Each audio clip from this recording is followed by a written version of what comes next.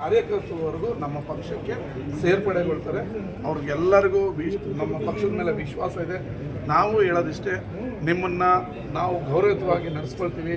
ಬನ್ನಿ, ನಮ್ಮ ಪಕ್ಷಕ್ಕೆ ಸೇರ್ಕೊಳ್ಳಿ, ನಮ್ಮ ಪಕ್ಷದ ಜೊತೆ ಕೆಲಸ ಮಾಡಿ, ನಿಮ್ಮನ್ನೆಲ್ಲ ಗೌರವಯುತ ಸ್ಥಾನ ಕೊಟ್ಟು ನಾವು ನಿಮ್ಮನ್ನು ನೋಡ್ಕೊಳ್ತೀವಿ ಅಂತ ಅಭಯ.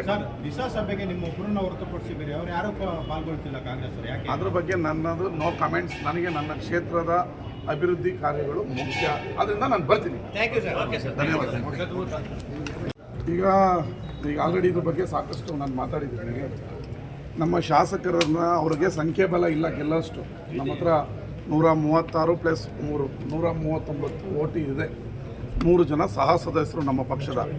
ಅವ್ರನ್ನ ನಾನಾ ಆಮಿಷು ಬೆದರಿಕೆಗಳಿಂದ ತಮ್ಮ ಕಡೆಗೆ ಒಲಿಸ್ಕೊಳ್ಬೇಕು ಅಂತೇಳಿ ಏನು ಅವರ BJP JDSನ 5ನೇ ಅಭ್ಯರ್ಥಿಯಾಗಿ ನಿಂತಿರುವ ಕುಪೇಂದ್ರ ರೆಡ್ಡಿ ಅವರು ತಮ್ಮ ಪುತ್ರ ಅವರೇ ಖುದ್ದು ಅವರು ಮತ್ತು ಅವರ ಹಿಂಬಾಲಕರು ಅವರ ಪಕ್ಷದ ಮಾಜಿ ಶಾಸಕರನ್ನು ಬಿಟ್ಟು, ಒಬ್ಬ ಹಾಲಿ ಶಾಸಕರು ಮತ್ತು ಮಾಜಿ ಸಚಿವರನ್ನ ಬಿಟ್ಟು ನಮ್ಮ ದರ್ಶನ್ ಪುಟ್ಟಣ್ಣಯ್ಯ, ಲತಾ ಮಲ್ಲಿಕಾರ್ಜುನ್, ಪುಟ್ಟಸ್ವಾಮಿ ಅವರಿಗೆ ನಾನಾ ಸಂಬಂಧಿಕರುಗಳ ಮೂಲಕ ಅವ್ರಿವ್ರ ಮೂಲಕ ನಾನಾ ಆಮಿಷಗಳನ್ನು ಒಡ್ಡೋದು, ಕೋಟ್ಯಾಂತರ ರೂಪಾಯಿ ದುಡ್ಡು ಕೊಡ್ತೀನಿ ಅನ್ನೋದು, ಮತ್ತು ನಿಮಗೆ ಮುಂದೆ ನಮಗೆ ಓಟ್ ಹಾಕಲಿಲ್ಲ ಅಂದರೆ ನಿಮಗೆ ನೆಟ್ಗಿರಲ್ಲ ಅಂತೇಳಿ ಬೆದರಿಕೆಗಳನ್ನು ಹಾಕಿದರು. ಅವರು ಬಂದು ನಮಗೆ ಮತ್ತು ನಮ್ಮ ಮುಖ್ಯಮಂತ್ರಿಗಳು ಉಪಮುಖ್ಯಮಂತ್ರಿಗಳಿಗೆ ಹೇಳಿದ್ರು, ಈ ಥರ ಫೋನ್ಗಳು ಮಾಡಿ ನಮ್ಗೆ ಓಟ್ ಹಾಕಬೇಕು ಅಂತ ಹೇಳ್ತಾ ಇದ್ದಾರೆ ಅಂತ. ಅದಕ್ಕೆ ನಾನು ನಮ್ಮ ಪಕ್ಷದ ವತಿಯಿಂದ ಕಂಪ್ಲೇಂಟನ್ನು ಕೊಟ್ಟಿದ್ದೀನಿ. ಅದು FIR ಆಗಿದೆ. ಈಗ ಅದನ್ನು ತನಿಖೆ ಮಾಡಬೇಕು ಮತ್ತು ನಮ್ಮ ಶಾಸಕರಿಗೆ ಹೆಚ್ಚಿನ ಭದ್ರತೆ ಕೊಡಬೇಕು ಅಂತ ಹೇಳಿದ್ವಿ. ಈಗ ಓಟ್ ಹಾಕ್ಲಿಲ್ಲ ಅಂದರೆ ಮುಂದೆ ನಿಮ್ಗೆ ನೆಟ್ಗಿರಲ್ಲ ಅನ್ನೋದು ಬೆದರಿಕೆ, ದುಡ್ಡು ಕೊಡ್ತೀನಿ ಅನ್ನೋದು ಆಮಿಷ.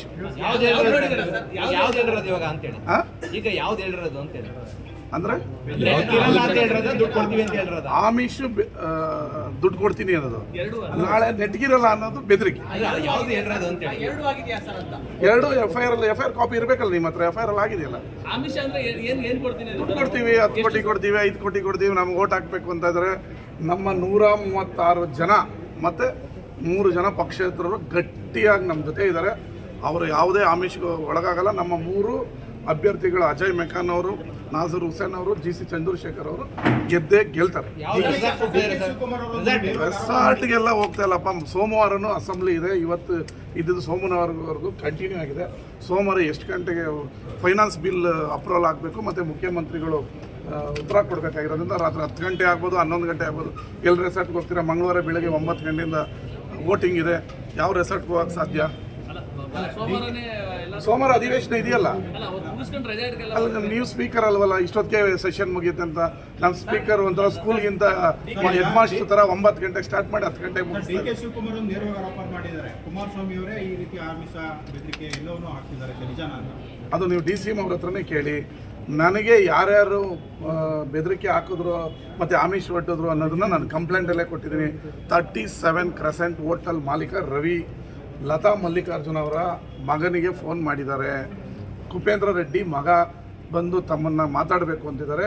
ಮಾತಾಡಿ ದುಡ್ಡು ಕೊಡ್ತಾರೆ, ಓಟ್ ಹಾಕಿ ಅಂತ ಕೇಳಿದ್ದಾರೆ. ಇನ್ನೊಬ್ಬರು ಡಾಕ್ಟರ್ ಮಹಾಂತೇಶ್ ಅವರು ಕೂಡ ಲತಾ ಮಲ್ಲಿಕಾರ್ಜುನ್ ಅವರ ಗಂಡನಿಗೆ ಮಲ್ಲಿಕಾರ್ಜುನ್ ಅವರ ಹತ್ರ ಕೇಳಿದ್ದಾರೆ. ಇನ್ನೊಬ್ಬರು ಶಿವಶಂಕರ್ ಅವರು ಮಾಜಿ MLA ಹರಿಹರದವರು, ಅವರು ಕೂಡ ಲತಾ ಮಲ್ಲಿಕಾರ್ಜುನ್ ಅವರನ್ನ ಕೇಳಿದ್ದಾರೆ. ಇನ್ನೊಬ್ಬರು ಹೆಸರು ಹೇಳಲ್ಲ, ಮಾಜಿ ಸಚಿವರು ಹಾಲಿ ಶಾಸಕರವರು, ಅವರು ದರ್ಶನ್ ಪುಟ್ಟಣ್ಣಯ್ಯವರಿಗೆ 10 ಕೋಟಿ ಆಫರ್ ಇಟ್ಟಿದ್ದಾರೆ. ಮತ್ತು ನಮ್ಮ ಪುಟ್ಟಸ್ವಾಮಿ ಅವ್ರಿಗೆ ಅವರ ಹತ್ತಿರದ ಸಂಬಂಧಿಗಳೇ ಫೋನ್ ಮಾಡಿ ಈ ಥರ ಹೇಳಿದ್ದಾರೆ. ಅವರಂತೂ ಮುಖದ ಮೇಲೆ ಹೊಡೆದಿದ್ದಾರೆ. ನನ್ನ ಅಳಿಯ MLA ಆಗಿದ್ದಾರೆ, ನಾನು ಕಾಂಗ್ರೆಸ್ ಜೊತೆ ಗುರುತಿಸ್ಕೊಂಡಿದ್ದೀನಿ, ನನ್ನ ತಮ್ಮ ಮಂಡ್ಯದಲ್ಲಿ MP ನಿಲ್ತಾ ಇದ್ದಾರೆ, ನಾನು ಯಾವುದೇ ಕಾರಣಕ್ಕೂ ಕಾಂಗ್ರೆಸ್ ಬಿಟ್ಟು ಬರಲ್ಲ, ಕಾಂಗ್ರೆಸ್ಗೆ ಓಟ್ ಹಾಕ್ತೀನಿ ಅಂತ ಹೇಳಿದ್ದಾರೆ.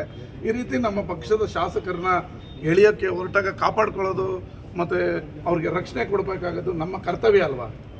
ಸ್ಪೀಕರ್ ಗಮನಕ್ಕೆ ತಂದಿದ್ದೀರಾ? ಎಲ್ಲರ ಗಮನಕ್ಕೂ ತಂದಿದ್ದೀವಿ, FIR ಮಾಡಿದ್ದೀವಿ, ಕಂಪ್ಲೇಂಟ್ ಕೊಟ್ಟಿದ್ದೀವಿ, ತನಿಖೆ ಮಾಡಿ ಅಂತ ಹೇಳಿದ್ದೀವಿ. ಈಗ ನಾನು ಮಂಡ್ಯಕ್ಕೆ ಬರಬೇಕಾದ್ರೆ ತನಿಖಾ ಆಫೀಸರ್ಸ್ ಫೋನ್ ಮಾಡಿದರು, ಸರ್ ನಿಮ್ಗೊಂದು ನೋಟಿಸ್ ಕೊಡಬೇಕು, ನಿಮ್ಮದು ಸಾಕ್ಷ್ಯಾಧಾರಗಳನ್ನು ನಮಗೆ ಪ್ರೊಡ್ಯೂಸ್ ಮಾಡಿ ಅಂತ. ನಾನು ಮಂಡ್ಯದಲ್ಲಿದ್ದೀನಿ ಅಂತ ಹೇಳಿದೆ. ಮಂಡ್ಯಗೆ ಬಂದು ಕೊಡಿ ಅಂತ ಹೇಳಿದ್ದೀನಿ. ಕೊಟ್ಟರೆ ನಾಳೆ ಹೋಗಿ ಅವ್ರ ಮುಂದೆ ನನ್ನ ಹತ್ರ ಇರೋ ಎಲ್ಲ ಸಾಕ್ಷಿಗಳು ನನ್ನ ಹತ್ರ ಇದೆ. ಅದನ್ನು ಅವ್ರ ಮುಂದೆ ಪ್ರೊಡ್ಯೂಸ್ ಮಾಡ್ತೀನಿ. ಕಾಂಗ್ರೆಸ್ ಈ ಪಕ್ಷೇತರ ಗೆದ್ದಿರ್ಬೋದ್ರಿ ಅವರು ಕಾಂಗ್ರೆಸ್ ಹೇಳ್ತೀನಿ, ಪಕ್ಷೇತರ ಅವ್ರು ಗೆದ್ದಿರ್ಬೋದು. ಅವರು ಕಾಂಗ್ರೆಸ್ನ ಸಹ ಸದಸ್ಯರು ಮತ್ತೆ ಕಾಂಗ್ರೆಸ್ ಪಕ್ಷದ ಕೆಲವು ಶಾಸಕರಿಗೂ ಕೂಡ ಅವ್ರ ಫೋನ್ಗಳನ್ನ ಮಾಡಿದ್ದಾರೆ. ನನ್ನ ಹತ್ರ ಬರೋದೇ ಇಲ್ಲ ಅಂತ, ನಾನು ಯಾರು ಬರ್ತಾ ಇಲ್ವಲ್ಲ ಅಂತ ನೋಡ್ತಾ ಇದ್ದೀನಿ. ನನ್ನ ಹತ್ರ ಯಾರು ಬರಲ್ಲ, ನಾವು ಹೋಗಲ್ಲ ರೀ, ಅದಕ್ಕೆ ಬರಲ್ಲ. ನಮ್ಮ ಹತ್ರ ಯಾಕೆ ಬರಲ್ಲ ಅಂದ್ರೆ ನಾವು ಪಕ್ಷದ ಶಿಸ್ತಿನ ಸಿಪಾಯಿಗಳು, ಅದಕ್ಕೆ ನಮ್ಮ ಹತ್ರ ಯಾರು ಬರಲ್ಲ. ಸರ್, ಈಗ ಸ್ಟಾರ್ ಚಂದ್ರನ ಪ್ರಚಾರ ಕರ್ಕೊಂಡು ಹೋಗ್ತಾ ಇದ್ರಿ, ಜನಕ್ಕೆ ಪರಿಚಯ ಮಾಡ್ತಾ ಇರೋದು MP ಅಂತ ಏನಾದ್ರು ಫೈನಲ್ ಆಗಿದೆಯಾ? ನಿಮ್ಮ ಪಕ್ಷದ ಸೂಚನೆ ಬಂದಿದೆಯಾ? ಈಗ ಅವರ ಅಧಿಕೃತವಾದ ಘೋಷಣೆ ಮಾತ್ರ ಬಾಕಿ ಇದೆ. ಸಮಯ ಕಡಿಮೆ ಇರೋದ್ರಿಂದ ಅವರು 2000 ಬೂತ್ ಅಂದರೆ 8 ವಿಧಾನಸಭಾ ಕ್ಷೇತ್ರದಲ್ಲೂ ಸುತ್ತಬೇಕಾಗಿರೋದ್ರಿಂದ ನಮ್ಮ ಕ್ಷೇತ್ರದಲ್ಲಿ ನಾವು ಕರ್ಕೊಂಡು ಓಡಾಡೋದ್ರಲ್ಲಿ ತಪ್ಪೇನು? ಚುನಾವಣೆ ಇನ್ನೊಂದು ತಿಂಗಳೇ ಇರೋದು, ಅದರಿಂದ ನಾವೇ ಕರ್ಕೊಂಡು ಓಡಾಡ್ತಾ ಇದ್ದೀವಿ. ಯಾವುದೇ ಗೊಂದಲ ಇಲ್ಲ, ಯಾವ ಗೊಂದಲವೂ ಇಲ್ಲ. ಅವ್ರು ಗೆಲ್ತಾರೆ. ಸ್ಟಾರ್ ಚಂದ್ರು ವೆಂಕಟರಮಣೇಗೌಡರು ಈ ಮಂಡ್ಯದ ಮುಂದಿನ MP ಆಗೋದ್ರಲ್ಲಿ ಯಾವುದೇ ಸುಳ್ಳಿಲ್ಲ. 100ಕ್ಕೆ 100% ಮುಂದಿನ MP ಆಗಿ ಅವರು ಆಯ್ಕೆ ಆಗ್ತಾರೆ ಮಂಡ್ಯದಲ್ಲಿ.